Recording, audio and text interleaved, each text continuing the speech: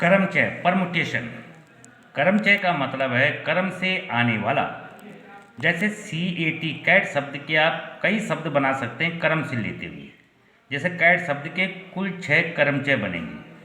कर्मचय में AB और BA दो अलग अलग कर्म हैं, इनको दो माना जाएगा। जैसे A और B से तो AB और BA।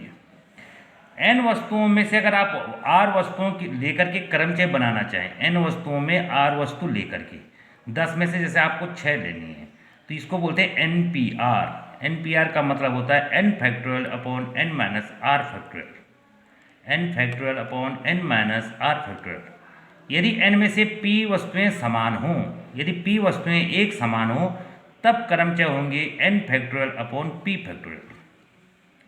एक्सरसाइज 7.2 निम्न का मान ज्ञात कीजिए। 8 फैक्टोरियल। 8 फैक्टोरियल का अर्थ है कि 8 को 1 तक लाइए। 8 गुणा 7 गुणा 6 गुणा 5 गुणा 4 गुणा 3 गुणा 2 गुणा 1 40,320 फैक्टोरियल का अर्थ हो गया। क्या 3 फैक्टोरियल धन 4 फैक्टोरियल बराबर 7 फैक्टोरियल होगा?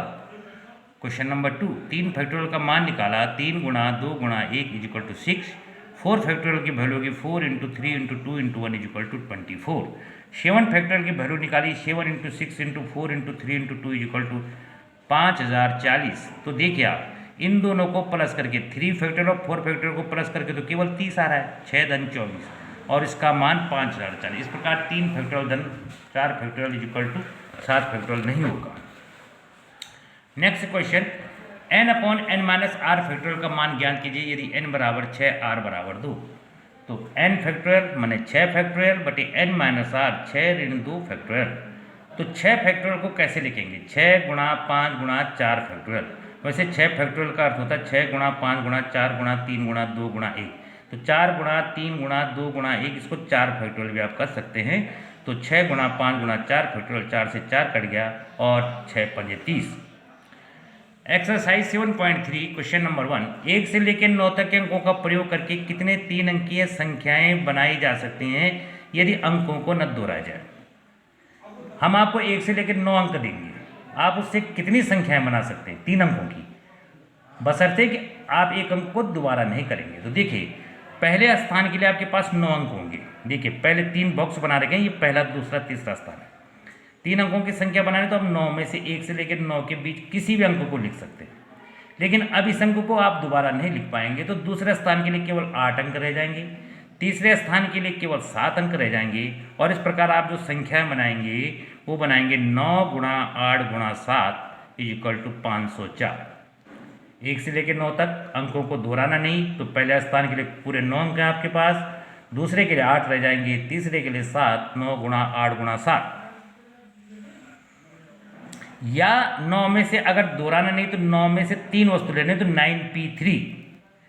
अभी हमने कहा था परम्यूटेशन, P4 परम्यूटेशन कर्मचय 9p3 is equal to 9 factorial upon 9 minus 3 factorial. अभी मैंने NPR की परिभाषा आपको पहले बताई।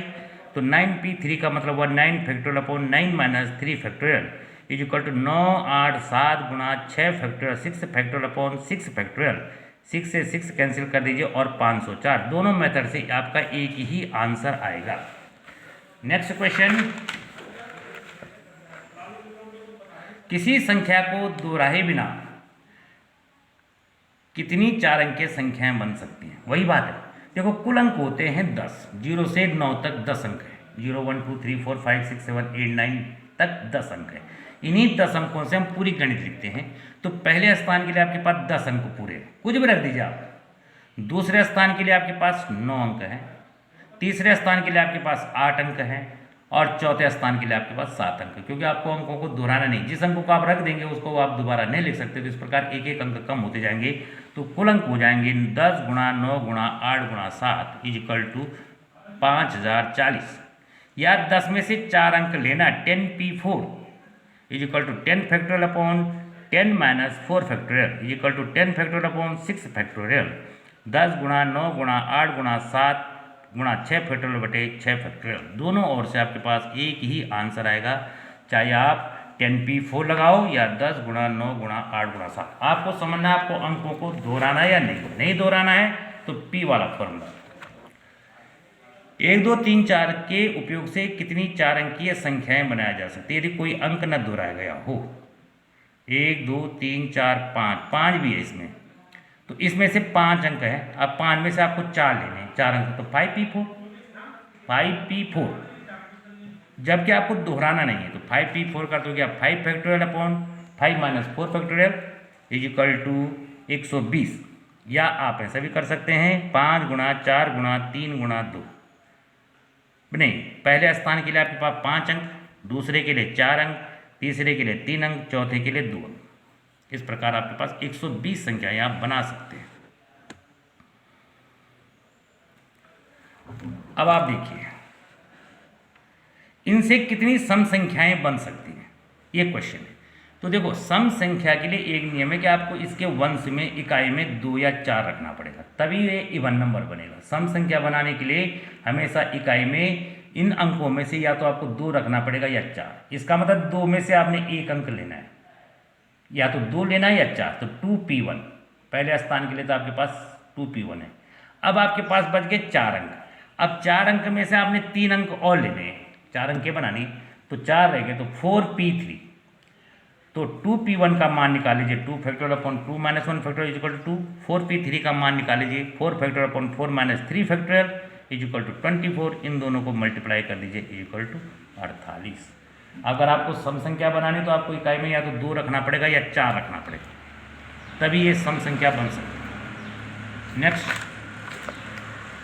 Question number 6, n minus 1 p3 अनुपात np4 इज इक्वल टू 1:9। तो आपको n का मान निकालना है।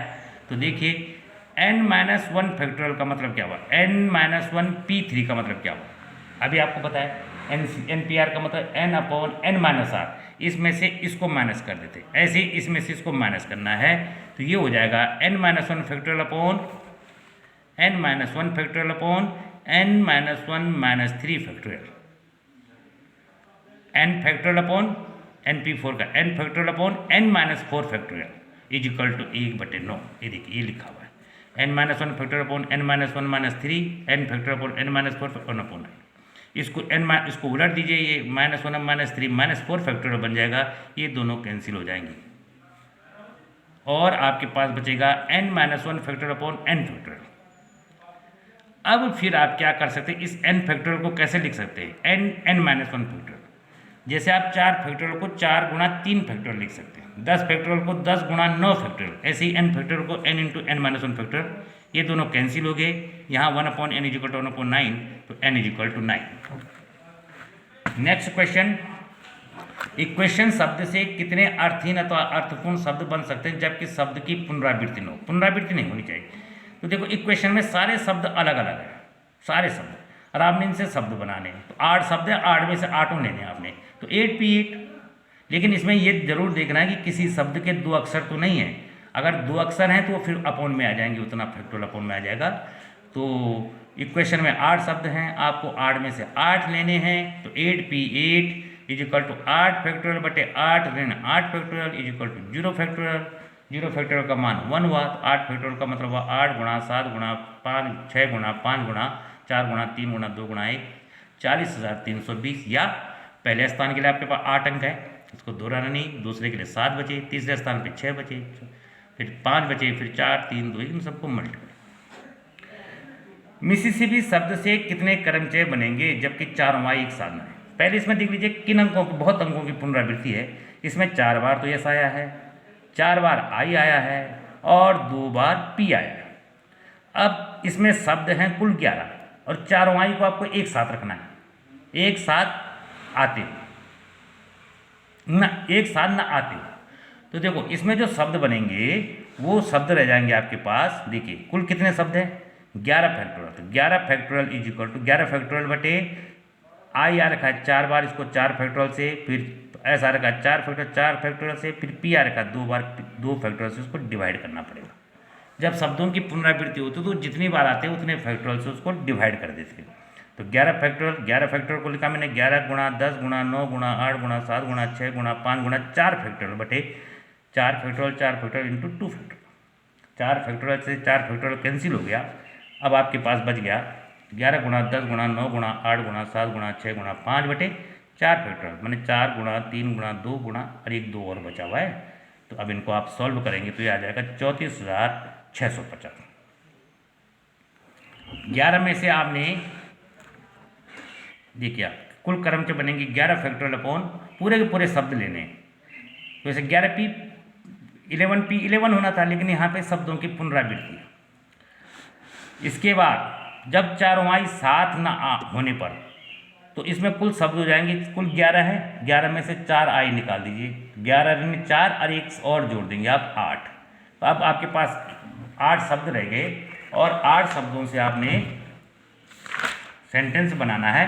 तो ये हो जाएगा 8 फैक्टोरियल अपॉन, अब s 4 बार है, आई को छोड़ दीजिए, अपॉन 4 फैक्टोरियल इंटू 2 फैक्टोरियल और इसको सॉल्व कर दीजिए 840।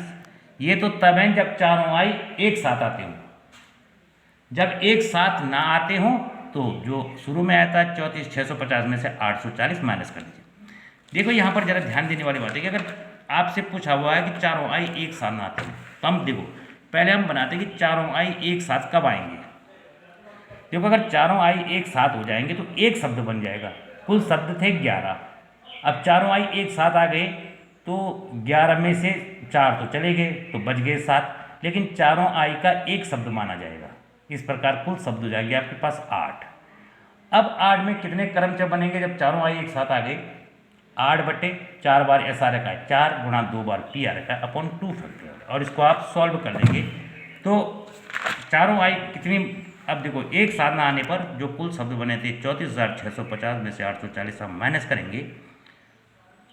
इसके साथ आपको होमवर्क दिया जा रहा है एक्सरसाइज 7.2 का क्वेश्चन नंबर 3, 7.3 का क्वेश्चन नंबर 9 और 11 आप मुझे सॉल्व करके भेजेंगे।